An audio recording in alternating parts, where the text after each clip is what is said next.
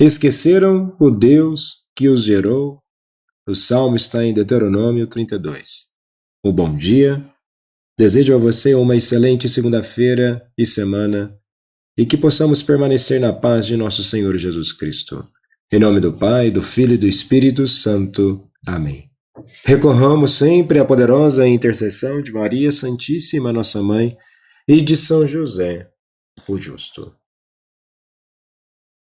Se hoje Jesus olhasse diretamente para você e perguntasse: o que estás procurando? Qual seria a sua resposta?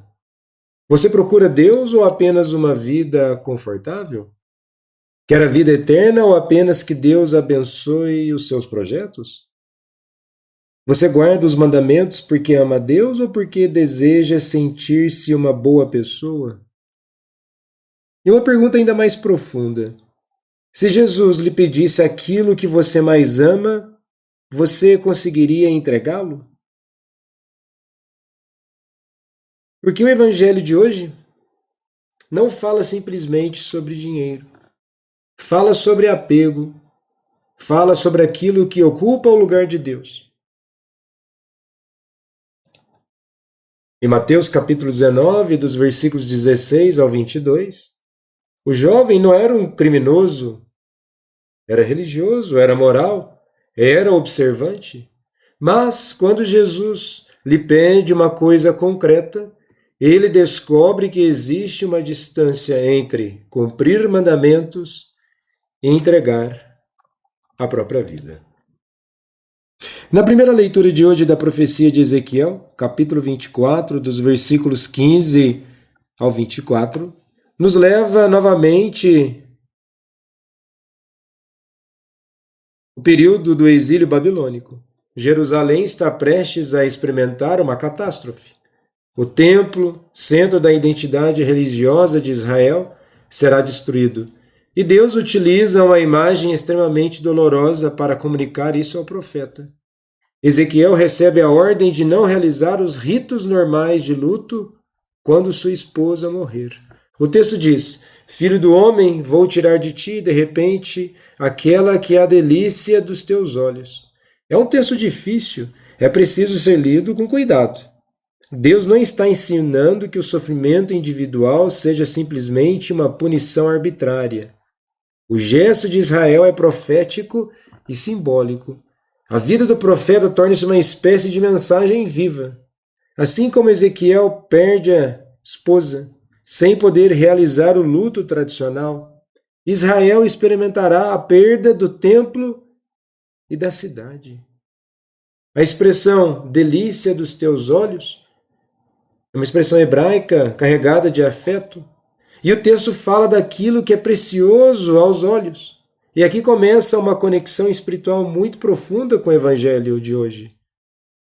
Porque Mateus também apresenta o homem diante de algo que é precioso para seus olhos, seus muitos bens. Ezequiel perde aquilo que ama. O jovem rico é convidado a entregar aquilo que ama. Em ambos os casos aparece uma pergunta: o que acontece quando Deus toca aquilo que consideramos indispensável? Israel havia colocado uma enorme segurança espiritual no templo. O templo era santo, era o lugar da presença de Deus, mas havia um perigo: transformar o sinal da presença de Deus em substituto do próprio Deus.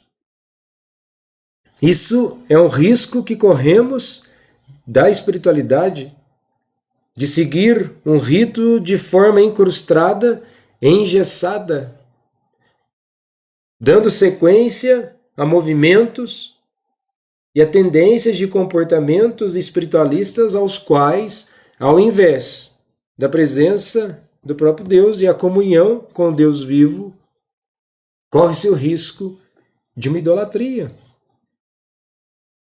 Isso também pode acontecer conosco. Podemos transformar dinheiro, carreira, família, reputação, religião, conhecimento, posição social, ideologia, até mesmo nosso ministério em algo que ocupa o lugar de Deus. A pergunta não é: isso é bom? A pergunta é: isso se tornou absoluto para mim? E no evangelho de hoje, a pergunta inicial: Mestre, que devo fazer de bom? Observe a mentalidade. O jovem pergunta: o que devo fazer? Ele pensa em termos de realização. Jesus, entretanto, vai conduzi-lo progressivamente da obra para a relação. Não basta perguntar o que devo fazer para conseguir a vida eterna.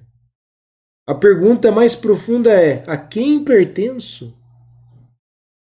No mundo judaico do período, a vida eterna não era simplesmente uma ideia abstrata sobre ir para o céu. Tratava-se da participação da vida definitiva de Deus. O jovem deseja algo concreto, ele deseja a vida. O problema não está no desejo, o problema está naquilo que ele ainda não percebeu sobre o próprio coração.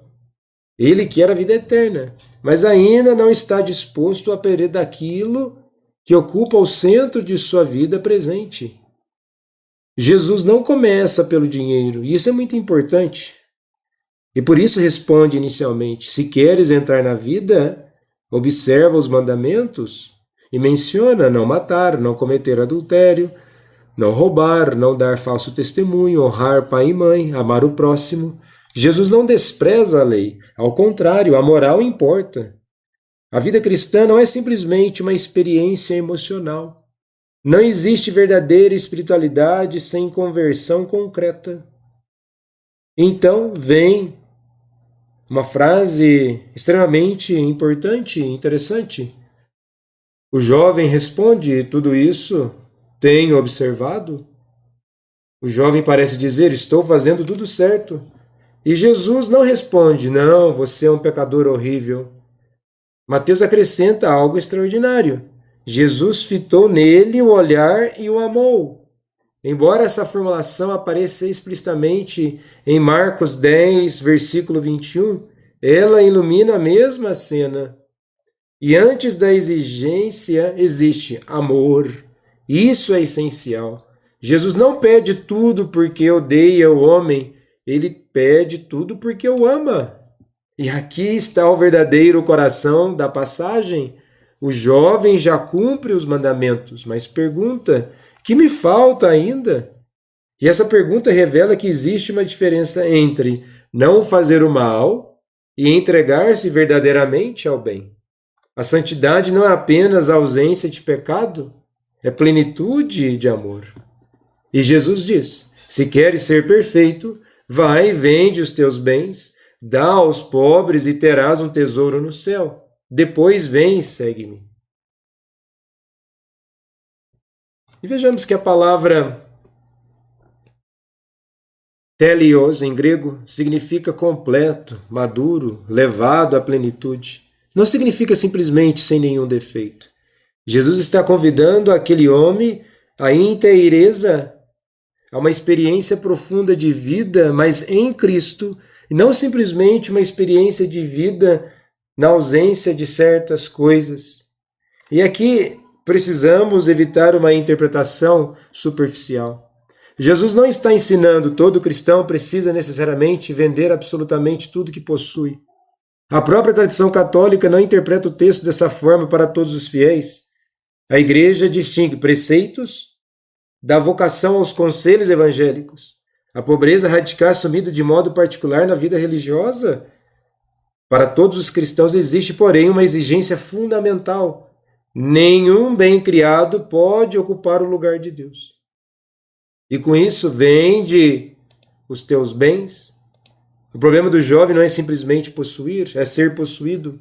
Ele possui muitos bens, mas no final da narrativa descobrimos que os bens possuem o jovem, e essa é uma das maiores ironias espirituais do texto. Ele pensava: eu tenho muitas coisas, Jesus revela: talvez sejam as coisas que tenham você. E esse drama espiritual pode ocorrer com todas as nossas vidas nos dias de hoje. E por isso somos chamados a constantemente a experimentarmos o Deus vivo em nossas vidas, que nos liberta de todas as amarras do pecado, da autossuficiência e de um materialismo sem sentido. Jesus, manso e humilde de coração, fazei em nosso coração semelhante